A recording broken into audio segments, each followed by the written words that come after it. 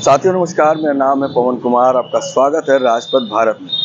आपको बता दें, जिस तरह से लगातार हरियाणा के चुनाव करीब आ रहे हैं, उसी तरीके से आकाश का अंदाजे बयां बदल चुका है और भारी संख्या में युवा भी दिख रहा है, महिलाएं भी दिख रही हैं। आप कुछ फोटोज देख रहे होंगे जो हमारी स्क्रीन पे, जिस तरह से सुबह से लेकर शाम तक आकाश आनंद कार्यक्रम कर रहे हैं, जिसमें कई भाषण ऐसे थे जिनको आप सुनकर चौंक जाएंगे। और ये हरियाणा का जो भाषण है उसमें भाजपा और कांग्रेस को बहुत ही कायदे से उनके राजनीतिक करियर, उसकी राजनीतिक सोच पर चोट कर रहा है और युवाओं का पूरा समर्थन आकाश आनंद को दिख रहा है। और चुनाव में अब जितने ही दिन कम होते जा रहे हैं उतने ही चुनाव का समीकरण बदलता जा रहा है। एक बात और आपको हम बता दें कि जब यहाँ के लोगों से बात करते हैं तो आज भी कोई व्यक्ति ये बताने में असमर्थ है कि सरकार बनेगी किसकी।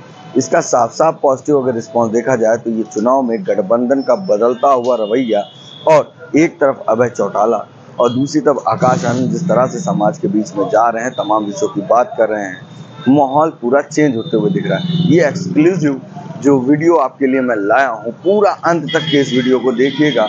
और क्या कुछ कहा आकाश आनंद ने, जिसमें विरोधी पार्टियों के लिए बड़ा चिंताजनक हो गया है और लोगों का जो रिस्पांस है वो कहीं ना कहीं सभी को चिंता में डाल रहा है। अभी हम हरियाणा में कवरेज करते बन रहे हैं, मगर आप एक चीज़ ध्यान रखिएगा कि राजपथ को आर्थिक सहयोग करते रहिए, क्योंकि राजपथ जिस तरह से चुनाव कवरेज कर रहा है, चैनल मोनेटाइज नहीं है, डिमोनेटाइज कर दिया गया था, आपको मैं बता दूं, मगर कहीं ना कहीं कासिम सर के सपोर्ट से और आप लोगों के सहयोग से ये चैनल चल रहा है। तो इस खबर को हम दिखाएंगे, मगर इस चैनल पे सहयोग बनाए रखिए। धन्यवाद और ये वीडियो देखिए। जय भीम। साथियों, पहले तो मैं आप सबसे क्षमा मांगूंगा कि आप लोग मेरी वजह से 4 घंटे तक इंतजार करते रहे। आज दिल्ली से निकलते निकलते ट्रैफिक में फंस गए तो दिल्ली में ही ज्यादा समय लग गया, परंतु आप सबका 4 घंटे का इंतजार मैं जाया नहीं जाने दूंगा। मुझे पूरा विश्वास है कि आप लोगों का प्यार, आप लोगों की मेहनत, जो आप लोगों की शिद्दत है, आज हरबिलास जी के इस प्रोग्राम में आप लोगों ने बखूबी दिखाई। तो आप सभी का मैं एक बार तहे दिल से धन्यवाद करता हूं। हमारी यहाँ इतनी बड़ी संख्या में मौजूद माताएं, बहनें, बड़े बुजुर्ग, हमारे युवा साथी जो अपने दिन में से इतना कीमती समय निकालकर हम सबको सुनने आए, आप सभी का तहे दिल से धन्यवाद।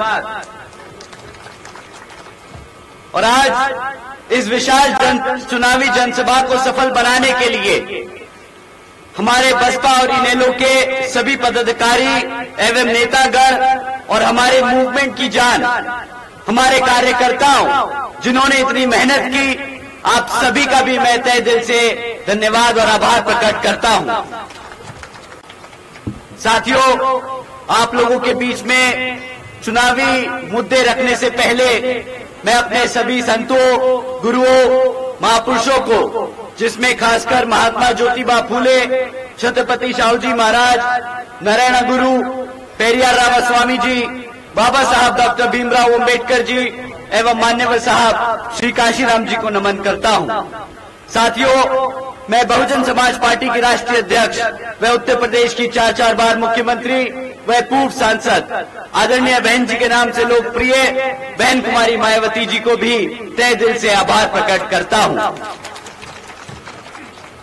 जिन्होंने अपनी पूरी जिंदगी वामसेफ, DS4, BSP के जन्मदाता व संस्थापक मान्यवर साहब श्री काशीराम जी के बताए हुए रास्ते पर चलकर परम पूज्य बाबा साहब डॉक्टर भीमराव अंबेडकर जी के मानवतावादी व आत्मसम्मान एवं स्वाभिमान के मूवमेंट के कारवा को अपने आजीवन त्याग, तपस्या व कड़े संघर्ष से एक नई राजनीतिक ऊर्जा, शक्ति व पहचान दी है तथा उत्तर प्रदेश जैसे विशाल व महत्वपूर्ण राज्य में 4 बार अपनी पार्टी BSP के नेतृत्व में सरकार बनाकर खासकर बहुजन समाज के लिए एक ऐसी मिसाल है जिससे प्रेरणा लेकर करोड़ों लोग यहाँ हरियाणा में भी सामाजिक परिवर्तन व आर्थिक तरक्की के मिशनरी कार्य से जुड़ चुके हैं।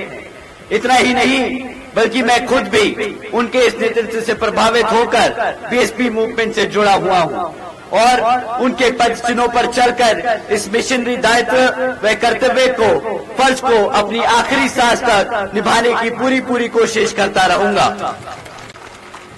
साथियों, मैं हमारे alliance partner Indian national Lokdal के संस्थापक एवं पूर्व उप प्रधानमंत्री श्री चौधरी देवीलाल जी को तहे दिल से नमन करता हूं।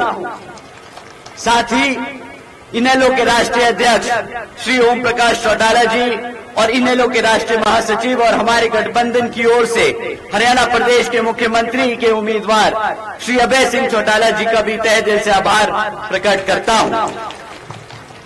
साथियों, इससे पहले मैं विधानसभा चुनाव के बारे में आप लोगों से बात करूं, मैं हाल ही में एक ऑनरेबल सुप्रीम कोर्ट के सब कास्ट कैटेगराइजेशन के जजमेंट के बारे में आप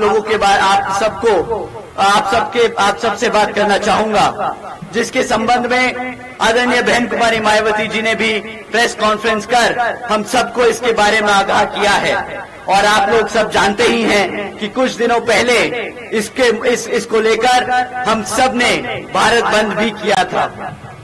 साथियों, इस जजमेंट के तहत अब राज्य सरकारें SC/ST के अंतर्गत अपने राज्य में अपने राजनीतिक लाभ के लिए अपनी मर्जी से किसी भी SC/ST जाति को आरक्षण का लाभ दे सकती है और अपनी ही मर्जी से वो लाभ छीन भी सकती है, ये कहकर कि ये जाति के लोग पैसे से संपन्न हैं तो इनको आरक्षण की जरूरत नहीं।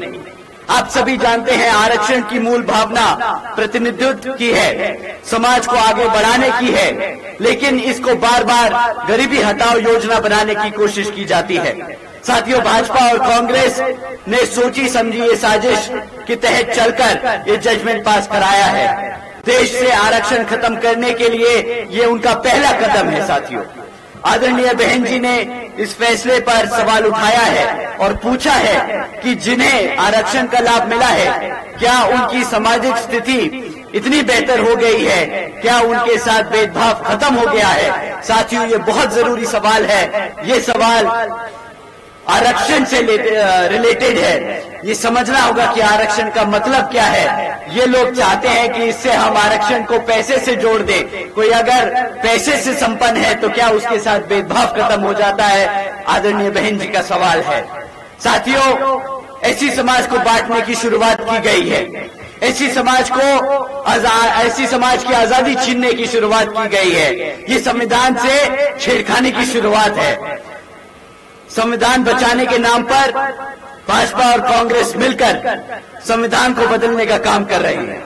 आदरणीय बहन जी ने कहा है कि अगर यह भाजपा की एनडीए और कांग्रेस की इंडिया अलायंस वाली पार्टियां, जिसमें सपा आम आदमी पार्टी जैसी पार्टियां शामिल हैं, ये सब सच में हमारे SC/ST समाज के आरक्षण के हितैषी हैं, तो ये सब मिलकर पार्लियामेंट के जरिए रिजर्वेशन एक्ट को संविधान की 9वीं सूची में डालकर इसको हमेशा हमेशा के लिए सुरक्षित कर दे। साथियों, यही नहीं बल्कि अब तो आदरणीय बहन जी और बसपा की यही मांग है कि जुडिशरी में भी रिजर्वेशन लागू होना चाहिए, ताकि भविष्य में इस तरह के जजमेंट हमारे रिजर्वेशन के जो खिलाफ आए वो भी आगे से कभी पास ना हो पाए।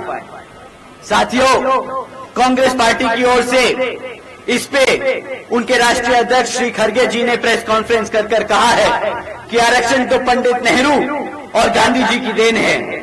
पहली बात, राहुल गांधी जी कहां थे? वोट मांगने के लिए वो आप सबके बीच में संविधान की किताब दिखाकर आपका वोट मांगते रहे, कहे कि हम संविधान बचाने के लिए आए हैं, आप हमें वोट दें। परंतु जब ये जजमेंट पास हुआ तो उनके मुंह पे चुप्पी साधी हुई थी। वो आप लोगों के सामने, आप लोगों के बीच में नहीं आए। उन्होंने अपना स्टैंड आज तक क्लियर नहीं किया, परंतु वो चुपके से विदेश जाकर एक प्राइवेट कॉन्फ्रेंस में बोलते हैं कि भाई जब हमारा अच्छा समय आएगा तो हम संविधान से आरक्षण खत्म कर देंगे। अब साथियों, इनका सच आप लोगों के सामने है। ये लोग जो आपको किताब दिखाकर संविधान की आरक्षण बचाने की बात करते थे, आज वो आपके सामने खुद बोलते हैं कि अगर उनको मौका मिला तो सबसे पहले वो आपका आरक्षण खत्म करने का काम करेंगे। साथियों बताइए, क्या ऐसी कांग्रेस को आप यहां आने देंगे? साथियों दूसरी बात, कांग्रेस के राष्ट्रीय अध्यक्ष खुद एससी समाज से आते हैं और वो अगर बाबा साहब के संघर्षों को नजरअंदाज कर एससी समाज को गुमराह करने का काम करते हैं, बांटने का काम करते हैं, तो साथियों मान्यवर साहब श्री काशीराम जी ने ऐसे समाज के नेताओं को एक नाम दिया था। आप लोग वो नाम जानते हैं? क्या आप जानते हैं वो नाम? चमचा। ऐसे नेता जो अपने समाज से आते हैं और हमारे समाज को गुमराह करते हैं, बाबा साहब के मेहनत को नजरअंदाज करते हैं, मान्यवर साहब ने ऐसे नेताओं को चमचा का नाम दिया था। आज कांग्रेस पार्टी और भाजपा में ऐसे चमचे भरे पड़े हैं। तीसरी बात, पंडित नेहरू और गांधी जी, आरक्षण तो दूर की बात है, वो दलित इतने विरोधी थे कि संविधान कमेटी में जब सदस्य चुन के जा रहे थे तो बाबा साहब को लोकसभा में, संसद में भेजने के लिए यहाँ जिस कॉन्स्टिट्यूंसी ने बाबा साहब को पार्लियामेंट में भेजा था, पंडित नेहरू जी और गांधी जी ने वो कॉन्स्टिट्यूंसी उठाकर पाकिस्तान में डाल दी थी। तो साथियों जो बताइए, जो लोग बाबा साहब को ना बर्दाश्त कर सके, आपको लगता है कि उनके वंशज आपके आरक्षण, उनके संविधान को बर्दाश्त कर पाएंगे?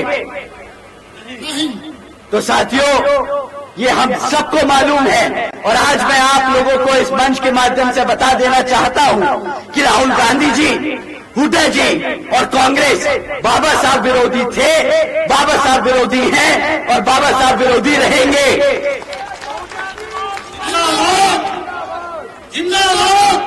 राहुल गांधी जी, हुड्डा जी और कांग्रेस दलित और आरक्षण विरोधी थे, दलित और आरक्षण विरोधी हैं और दलित और आरक्षण विरोधी रहेंगे। मैं राहुल गांधी जी को भी बोल देना चाहता हूं कि आपके जैसे नेता जो हमारा आरक्षण खत्म करना चाहते हैं, आप सब अपने कान खोल के सुन लीजिए, संविधान हमारी पहचान है और आरक्षण हमारी आजादी आप लोगों को छीनने नहीं देंगे, छीनने नहीं देंगे। जिंदाबाद जिंदाबाद जिंदाबाद। और साथियों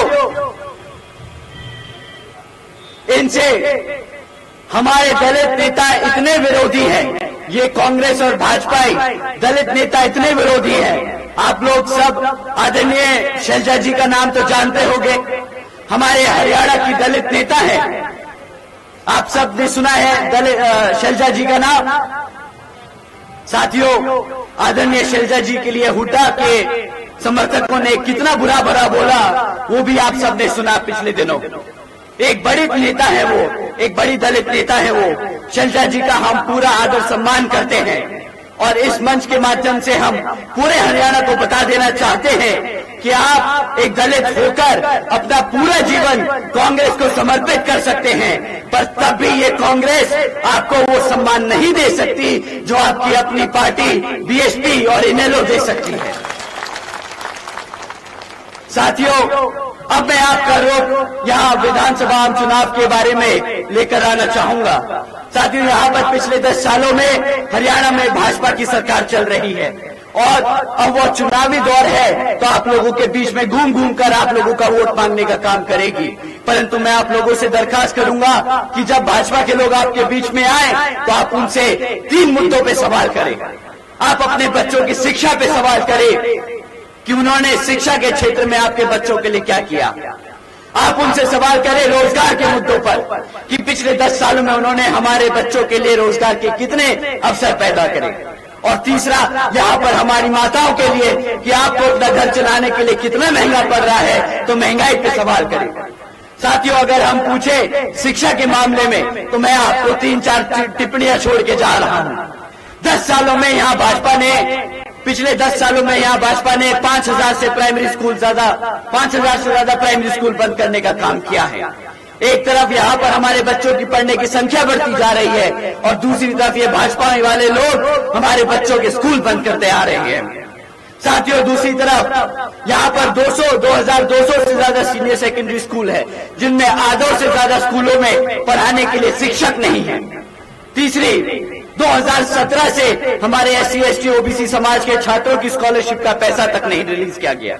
साथियों, जब आपके बच्चों के स्कूल बंद कर दिए जाएंगे और जब आपके बच्चों के बचे हुए स्कूलों में पढ़ाने के लिए शिक्षक नहीं होंगे, हमारे बच्चों की स्कॉलरशिप का पैसा रोक दिया जाएगा, तो बताइए क्या ये हमारे बच्चों की शिक्षा के लिए, हमारे बच्चों की शिक्षा के साथ खिलवाड़ है कि नहीं?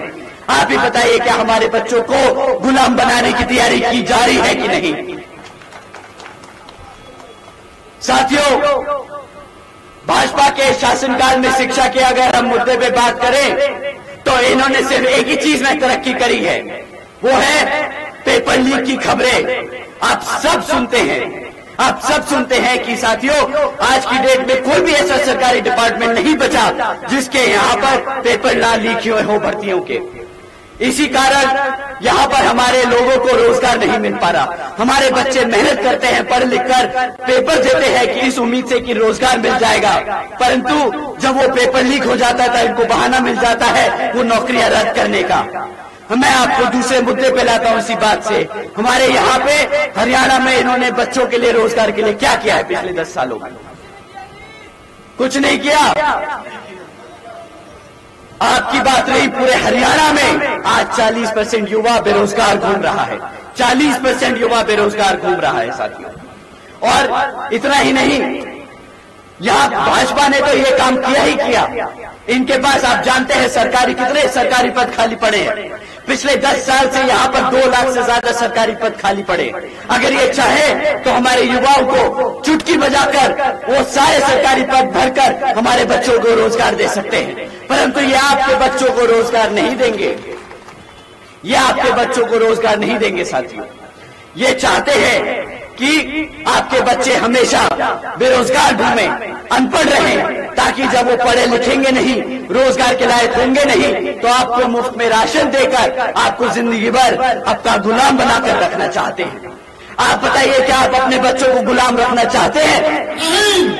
तो यहाँ पर समय आ गया है सत्ता परिवर्तन का। यहाँ पर अपने प्रत्याशी हरबिलास जी को जिताकर विधानसभा भेजने का।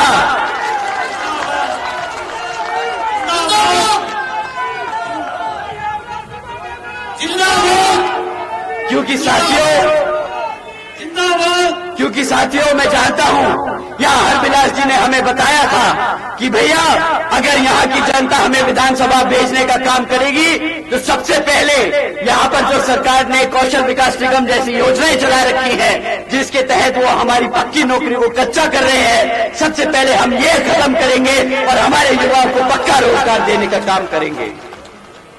साथियों, एक तरफ ये भाजपा की सरकार है जो हमारे बच्चों को अनपढ़ और गुलाम बनाने की कोशिश करती है, और दूसरी तरफ हमारे आदरणीय बहन जी की सरकार, जिसके तहत आदरणीय बहन जी ने अपने शासनकाल में 7 लाख से ज्यादा बच्चों को मुफ्त में 12वीं तक की शिक्षा प्राप्त कराने के लिए 600 करोड़ से ज्यादा की धनराशि खर्च करने का काम किया था। उसी तरह यहाँ पर हरियाणा में भी इनेलो बसपा की सरकार अपने बच्चों के लिए बेइंतहा पैसा खर्चेगी, अपने बच्चों को पढ़ा लिखाने के लिए, अपने पैरों पर खड़ा करने के लिए।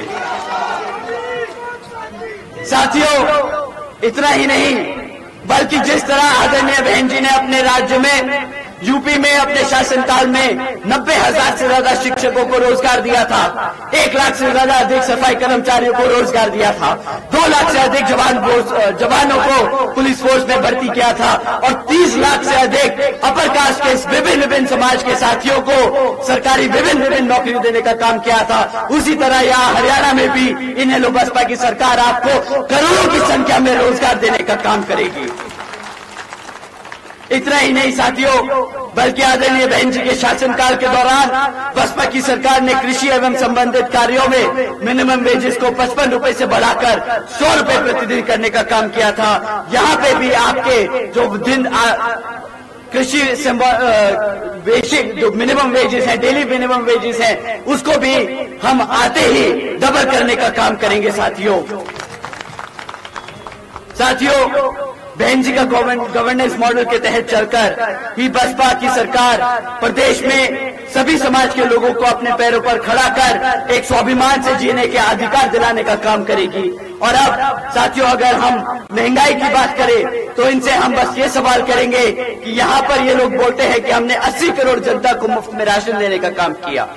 ये लोग कहते हैं कि हमने 80 करोड़ जनता को राशन दिया है मुफ्त में। मैं इनसे सवाल करता हूं कि अगर 80 करोड़ जनता को मुफ्त में राशन देने का काम करना पड़ रहा है तो मतलब 80 करोड़ की जनता यहाँ पर इतनी काबिल नहीं कि वो अपने आप अपने महीने का राशन खरीद सके। अब आप ही बताइए, क्या ऐसी नकामा ऐसी बेकार सरकार को आप दोबारा मौका देंगे? तो साथियों, समय आ गया है यहाँ पर सत्ता परिवर्तन का। समय आ गया है, आप लोग अपनी कमर कस ले, आप लोग सत्ता बदल दे और यहाँ पर शासक बन जाएं ताकि आप अपने बच्चों का भविष्य सुरक्षित कर सके। आप अपने आप को एक एक रिस्पेक्टेबल जिंदगी देने का काम करें। साथियों, इन्हीं कुछ जरूरी बातों के साथ मैं आप सभी से एक खास अपील करता हूं कि यहाँ आप विधानसभा नारायणगढ़ में बसपा के उम्मीदवार श्री हरबिलास जी राजपुरा को चुनाव लड़ा रहे हैं, जिन्हें आप उन्हें भारी मतों से वोटिंग मशीन पर बसपा का हाथी चुनाव चिन्ह के सामने वाला बटन दबाकर यहाँ से विधानसभा भेजने का काम करे, ताकि वो आप लोगों के लिए दिन रात मेहनत कर आपको एक इज्जतदार और एक समाज में खड़ा करने का मौका दे। साथियों, इतनी कुछ जरूरी बातों के साथ मैं अपनी बात यही समाप्त करता हूँ। जय भीम, जय भारत।